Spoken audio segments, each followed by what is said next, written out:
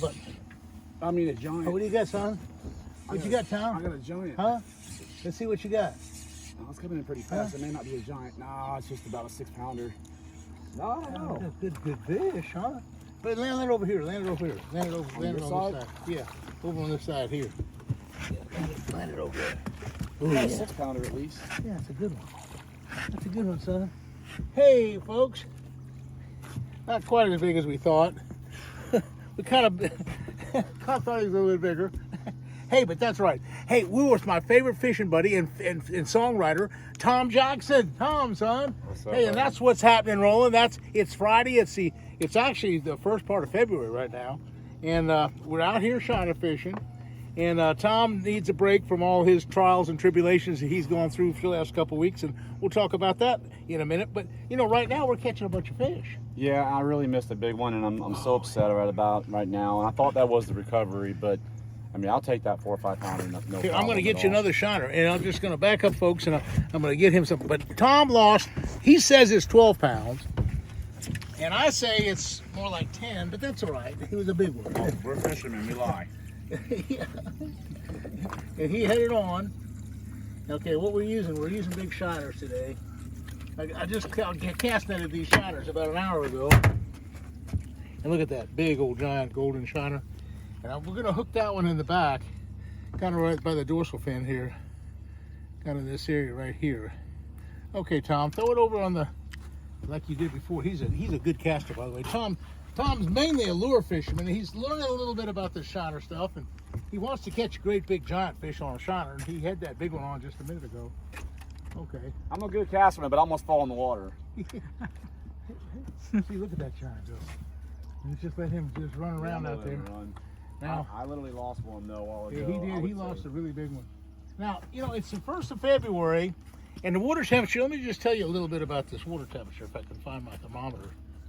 Here, I got a brand new thermometer I bought today. Now look at the water temperature right now. It says it's 60 or 59.4. It's pretty cold, 58, 59. See, it's a little cold because the fish like to spawn. These bass here like to spawn when it's like 65 or so. So there's been a couple of cold days. And so the problem is, with this cold weather, there's 2 problems. Number one, it's real hard to get shiners. I went and got about 4 or 5 dozen shiners, but I was kind of lucky because the guys aren't catching shiners. So I have like the only shiners on the lake. And so we got some big shiners, and the bass are just kind of starting to spawn. And what happened with the cold front that we had just a few days ago, it had all these thousands of bass were on spawning beds all over the place. And all of a sudden, this cold 50-degree water, 55-degree water, 60-degree water hits, and it knocked them off the spawning bed. But they're still back in these places. Now, it hits a bright sunny day, and one of the things you have to consider is that bass have no eyelids. They can't close their eyes. They don't have sunglasses. So on these bright sunny days, they like these edges. They like to get hide underneath these weed clumps. And that edge looks like the shoreline where Tom's fishing. That's actually a floating bog. It's all 5 feet deep underneath there. So the fish can swim all up underneath there. So that's like an island right here, and then there's this that's a big island, and so anyway, what I'm going to do now is I'm going to take this spinning rod, kind of the same kind of deal, and I'm going to take another big shiner, and I'm going to hook it like this. I'm going to just show you a little bit about what we're doing. Let's see, I guess that one's already messed up. I'm going to put him back. Get him another deal. What I'll do now, when you have a lively shiner like this, it makes a difference. Right now, when the fishing's tough, the livelier the bait, the better. I'm going to come in right here behind his dorsal fin so he'll swim good. And I'm going to throw it right on that floating bog up there. Now, right ahead of us is a floating bog. That's all 5 foot deep underneath there. Just let it swim right there. It's swimming right now. I wish it would swim back the other way. I don't want to swim out this way. Swim back the other way. And when they swim hard like that, that really gets the attention of a lot of fish. And you notice how it's just swimming along? You got one down? I did. Okay, Tom's got one down. Let's see what he's got. Huh?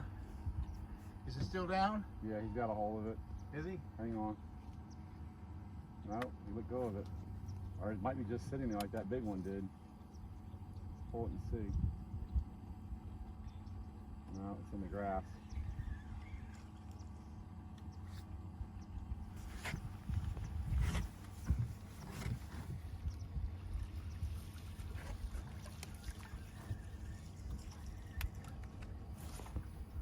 Got my best call in right now. Here we go.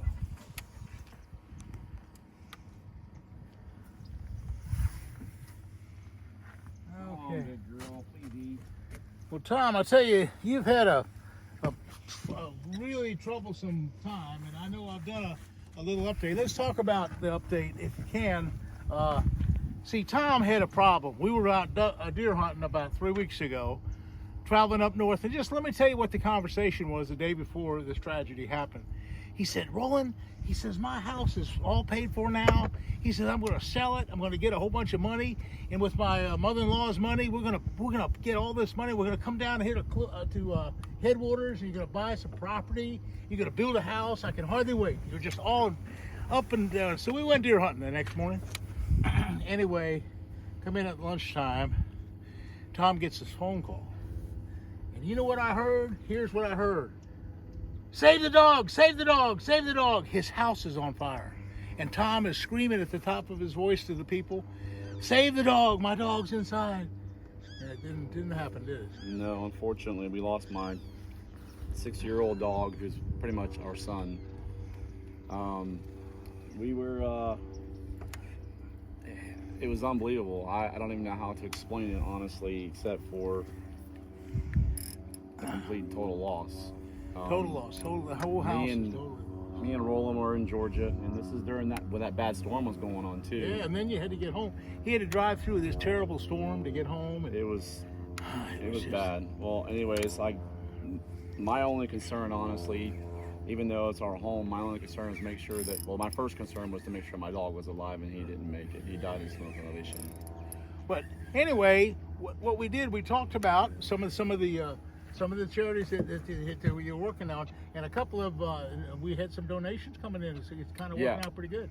My friend Jerry Brousseau, my good tournament party, he does drywall, and Jerry jumped right up to the plate. He said, "Listen, I'd like to contribute some drywall work for Tom. When you get to that point." And then the other guy, Mike, that he works with, Mike Jones. He said I want to do some more drywall, and we're looking for people now to maybe help with some of the materials, for things like that. So I don't know what it's going to cost to rebuild that house, but I don't know. It's completely gone. So yeah. we're at the foundation of trying to get the house down and try to make the stages where we can move forward. And it's just one day at a time that we're struggling with this. But I'm grateful for, a lot of your fans have reached out and donated, and I'm grateful for each and every one of them. So thank you so much, and I thank you so much, Roland. I mean, it's crazy to think that I'm a touring musician and I've been doing this a long time, but there's a few people in my life that when I talk to them, especially like celebrities, and you are a celebrity, especially in the bass world, but more than that, we're friends. And it's over the last couple of weeks, a couple months now, I've kind of known you as been fishing together a bunch, hunting together, incredible person, and I'm grateful. And it was just right in the middle of all that beautiful experiences, his house burns up. But anyway, he's back in track, and we're trying to get all the permits to get a new house going.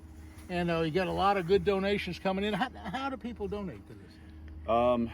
It is a GoFundMe on Tom Jackson. If you're on my Facebook or find us on Facebook, maybe we can link it through your page. Let people know. I had the link out. I remembered it, but now today's my memory just got flustered. So, but you can go to the GoFundMe, the Jackson Blessing Fund. If you go to Facebook, or if you find us on Facebook, all links are there. Or maybe I'll just give you the link, and maybe you can put it in the video description.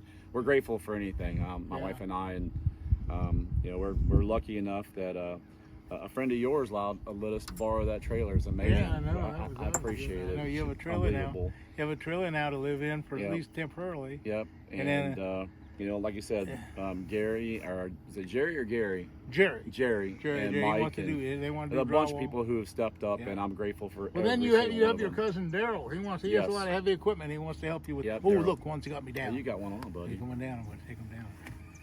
Okay. Oh no, I missed him. What happened to me last time we were fishing? I think I caught the fishing when I was. Oh, Singing he's the down song. again. He's down again. He's down again. Oh, I got this one. I got this one. Yeah, I got this one. Okay. Little bass. Oh, well.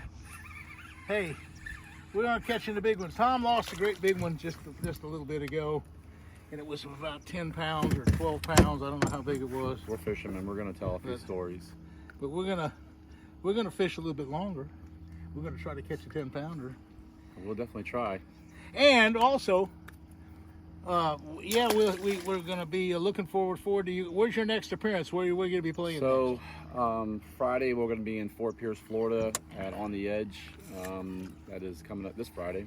Yeah. And then Saturday we're at a honky tonk right here in Fellsmere, Willie's Bar and Grill, where Okay. you were part of that video shoot. Yeah. Okay. And Sunday we're at a place called Tiki 52. TomJacksonBand.com if they feel like checking out all our sites. You could donate at the shows.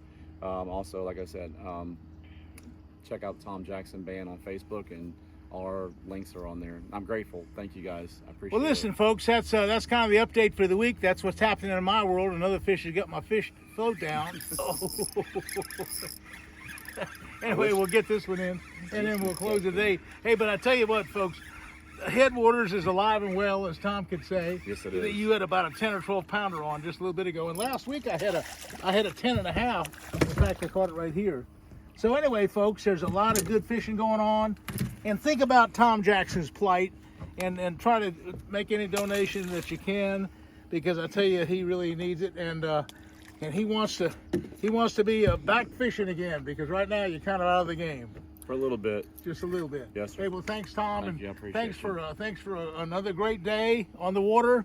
Hey, thanks, folks, for watching. I hope we showed you a few things about the great fishing here at Headwaters.